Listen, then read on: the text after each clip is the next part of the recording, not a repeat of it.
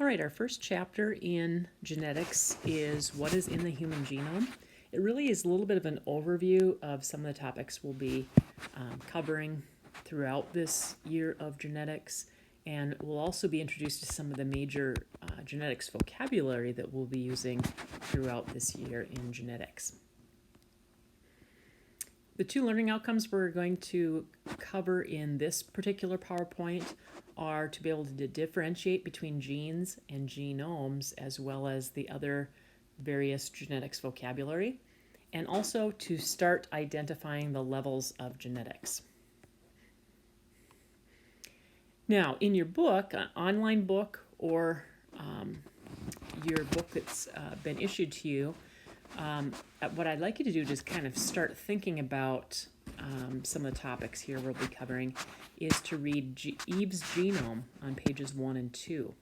And then we're going to do a quick think, write, pair, share on what information can be gained from genome sequencing, what may be the pros and cons of having your genome sequenced, and do you want to know the information in your genome? Why or why not? So take a few moments to go through that and jot down your thoughts.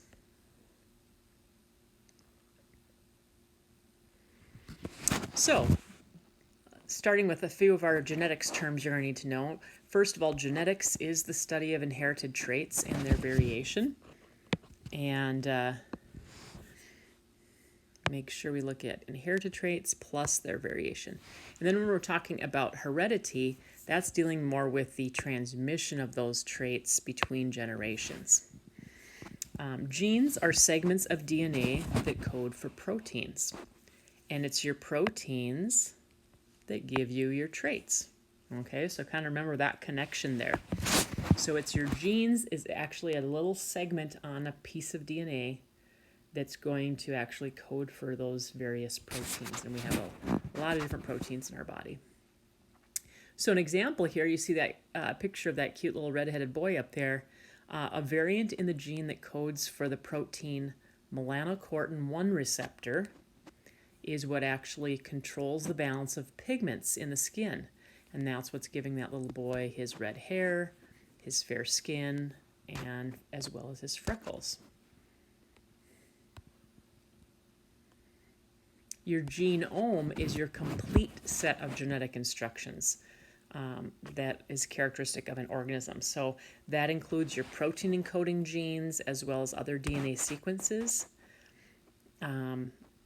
Most of our genome is on our chromosomes, but we also have some mitochondrial DNA as well. So that's part of our genome as well. Genomics is a field that analyzes and compares genomes of different species. And so that can show how closely related we are to each other and to other species. It can help us maybe do some research on diseases that may affect other mammals as well as ourselves to be able to maybe help with some treatments. And one thing we always have to think about when we're studying genetics is the whole realm of bioethics. And this addresses the moral issues and controversies that arise in applying various medical types of technology, which also includes genetic technology.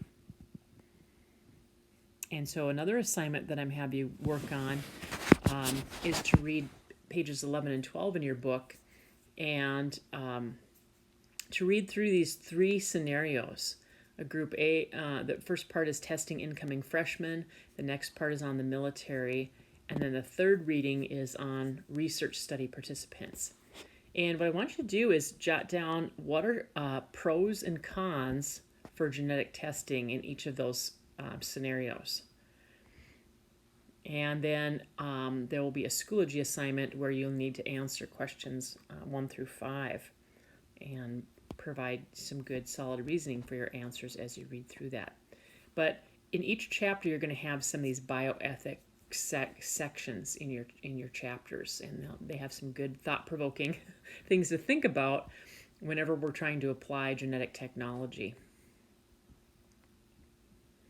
Now, when we talk about genetics, we look at various levels, and you can see we can start all the way at the DNA that is twisted up and compacted into chromosomes. Those little segments on there that code for certain proteins are your genes, but when they get all wound and tightly wound up, they become your chromosomes.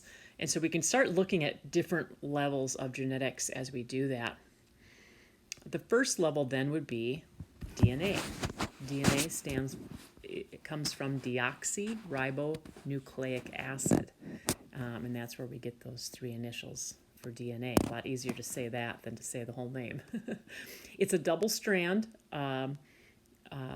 molecule that's made up of nucleotides, a whole bunch of nucleotides that are joined together. And there's 3 basic parts to a nucleotide. You have your sugar, which in this case is deoxyribose. You have a phosphate, and you have a base. And there's 4 different bases: adenine, thymine, cytosine, and guanine. And if you remember back to biology, adenine always pairs with thymine, and cytosine always pairs with guanine. So every 3 bases on your DNA is going to code for a particular amino acid. And it's your amino acid that will help code for proteins. Once you get all those amino acids joined together, they're going to help make a protein. So they're all kind of related to each other, which we will really discuss in depth in a later chapter. So when we talk about the central dogma of genetics, we're talking about how DNA first codes for RNA, and then it's those RNA that are going to help code for your amino acids, which then make up your proteins. And so we always go in this one directional flow of genetic information from DNA to RNA to proteins. And how that works is by a couple of processes. Transcription is copying the code from DNA onto RNA, and then translation is using the code on RNA to assemble amino acids to form a protein. And so we will really get in depth of reviewing those. You had that in biology, but we're going to really go into that in depth later on in our later chapters. Only about 1.5% of our DNA, though, actually codes for protein. We call that your exome, okay? So when you think about it, the majority of your DNA actually does not code for proteins, only 1.5%. What is all that rest of that DNA? They're still trying to determine why, what's the function of some of the rest of that. But some of that is non-coding DNA that may code for other parts, such as your centromeres of your chromosomes, or the telomere regions of your chromosomes that are the tips that wear off each time your cells divide. So it's always fascinating. And this actually protects us against mutations, because when you think about it, if you have a mutation, it's more likely to occur in that non-coding region than it is in that 1.5% that codes for proteins. The next level of genetics is your genes. Again, remember that's a segment of DNA that codes for a protein. Alleles are alternate forms of a gene. Okay, they are just different variants of a gene. And mutations are what create those alleles, because a mutation is a change in the DNA sequence, and it gives rise to different alleles, which provides you with genetic variation. And then those mutations can be passed on in the sperm or the egg cell to subsequent generations. And they can be either positive, negative, or neutral. Okay, so most of the time mutations get a bad rap, but they do provide variation, and so that's why you think back to that little boy with the red hair, all the freckles, that was caused by a mutation which created that new allele for that hair color. Your genes, again, remember, determine your traits, because your genes are going to code for a protein that gives you those traits. We can break down our traits into 2 different categories. Mendelian traits are caused by just a single gene. Multifactorial traits are determined by 1 or more genes and the environment. You got it, can't forget that. So different environmental factors. So we'll be discussing those in more detail as well later. Now, your environmental effects on a gene action counter the idea of genetic determinism.